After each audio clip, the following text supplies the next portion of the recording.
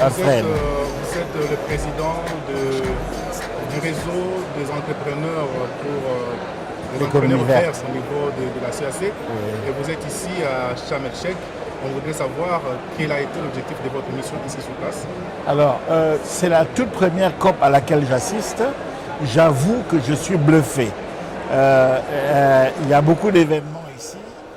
Au départ, je venais ici pour présenter le REACEV et ses missions, puisque nous avons depuis le 7 et 8 octobre dernier mis en place ce réseau et nous sommes en train d'attendre la traduction de nos textes organiques pour signer les protocoles avec la CEAC qui nous permettent de fonctionner. Mais maintenant, ce que j'ai vu ici, c'est-à-dire vaste rassemblement d'acteurs de l'économie verte de la planète. Et j'ai donc eu l'occasion de côtoyer des Sud-Américains, des Africains des autres contrées, des Européens, et tout cela m'a permis de mesurer l'ampleur de la mission qui m'a été confiée sur l'Afrique centrale. Et quels sont aujourd'hui les défis au regard de tout ce que vous avez vécu ici? Quels sont les défis auxquels vous allez vous lancer? Alors, mon premier défi, il est simple. Je dois absolument procéder à l'inventaire des acteurs de l'économie verte au complet. Ceux qui sont dans l'économie formelle et ceux qui sont dans l'économie informelle. Pourquoi cet inventaire? Parce que c'est la première action à mener pour savoir quel est le matériau que nous allons utiliser pour construire une filière d'économie verte d'Afrique centrale dynamique et qui peut être un des foyers, n'est-ce pas, de multiplication des richesses le plus important, puisque nous sommes dans la filière de l'agriculture biologique et qui est une filière totalement en phase avec les objectifs d'atténuation du réchauffement climatique. Donc, voilà. Et aujourd'hui, qu'est-ce que la CAC et toute la communauté peut attendre de votre réseau? Alors, elle peut tout attendre parce que moi j'ai 65 ans, j'ai déjà fait une carrière de président directeur général de la Société biotropicale au Cameroun et je dois donner le maximum de moi-même à toute l'Afrique pour atteindre des objectifs qui restent en parfaite corrélation avec tout ce que j'ai fait pendant toute ma carrière dans les 35 dernières années. C'est-à-dire cultiver des aliments sans utiliser la chimie de synthèse, protéger l'environnement, protéger ceux qui produisent, protéger les consommateurs. Et ça, si j'arrive à faire cela, pour la CEAC, pour l'Afrique, c'est déjà beaucoup. Aujourd'hui, le secteur de l'agriculture est tenu par les jeunes. Comment comptez-vous travailler avec les jeunes pour les impliquer davantage dans ces réseaux? En général, je suis quelqu'un qui n'aime pas trop envisager des actions spécifiques en direction des jeunes. Parce que j'ai constaté que la plupart des actions qui sont désignées comme devant aider la jeunesse à réaliser ses objectifs économiques ne sont pas souvent tout à fait sincères. Je pense qu'il faut considérer que les jeunes, comme les moins jeunes et les femmes, sont des agents économiques complets. Et donc, cette manière de faire et de voir les choses est assez particulière. Et c'est mon éducation d'agroécologiste et d'antiraciste convaincu qui me fait dire que nous ne devons pas citer les jeunes de cette façon. Les jeunes, on ne doit pas les tromper. L'état de jeunesse est une situation transitoire. C'est-à-dire qu'on ne reste pas jeune tout le temps. À un moment donné, on est jeune, après on est moins jeune, après on est vieillard.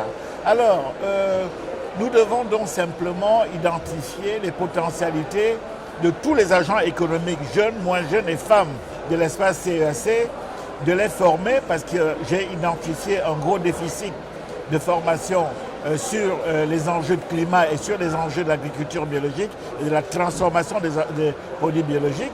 Alors, ces déficits doivent être comblés. Naturellement, il faut miser sur la jeunesse pour léguer, pour permettre à la jeunesse de pouvoir mettre en œuvre ce que nous avons démarré et continuer. Eux aussi, ils ont la charge et la responsabilité de léguer à la jeunesse aussi. Mais nous devons, dans nos démarches entrepreneuriales, ne pas être sectaire, être ouvert au monde, être ouvert aux jeunes, aux moins jeunes, aux femmes, aux handicapés. Il faut que les handicapés aient droit de citer sur les enjeux climatiques. Aujourd'hui, le problème des finances, c'est l'un des défis majeurs pour le développement de ces secteurs. Quelles sont les perspectives que vous avez aujourd'hui pour arriver à mettre la main sur les finances qui vont vous permettre de fonctionner? En toute honnêteté, je vais encore mettre les pieds dans le plat. La finance n'est pas un problème pour le développement. Parce qu'en réalité, dès que les gens se lèvent le matin jusqu'au soir, ils font des activités qui sont génératrices de revenus. Ils se mettent dans l'économie formelle ou informelle, mais dans tous les cas, ils sont générateurs de revenus. Alors du coup, c'est notre organisation de la fiscalité, notre organisation de la mobilisation des ressources financières de la communauté qui est un problème. Nous mobilisons mal les ressources financières. Du coup, on donne l'impression d'être pauvre alors qu'on ne l'est pas. Nous sommes, par exemple, les institutions de Bretton Woods ont fixé le revenu minimum par habitant journalier.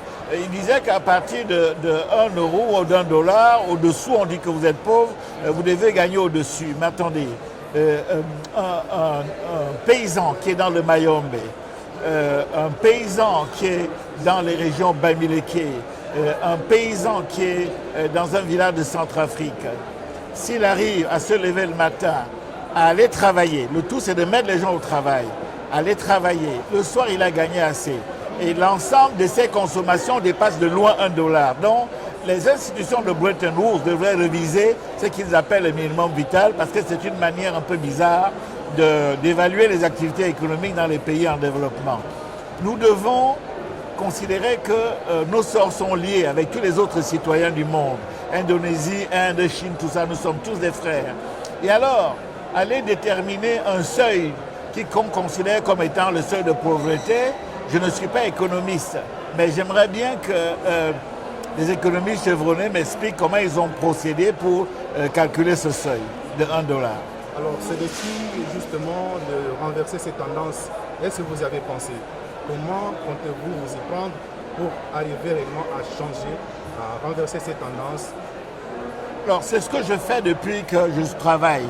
De tout temps, j'ai accueilli des stagiaires de tous les pays, de toutes les classes sociales, de tous les niveaux scolaires. Aujourd'hui, par exemple, s'il y a une filière agriculture biologique au Ghana, le promoteur de cette filière, président de l'association ghanéenne d'agriculteurs biologiques, était stagiaire dans ma société. Et je l'ai accueilli, je l'ai formé. Aujourd'hui, le Ghana parle d'agriculture biologique. Donc partout où je suis allé, mon leitmotiv à moi, c'est de briser les préjugés, d'aider tous les gens à s'affirmer et à ne pas se considérer pauvres quand ils ne le sont pas. Alors comment je compte m'y prendre?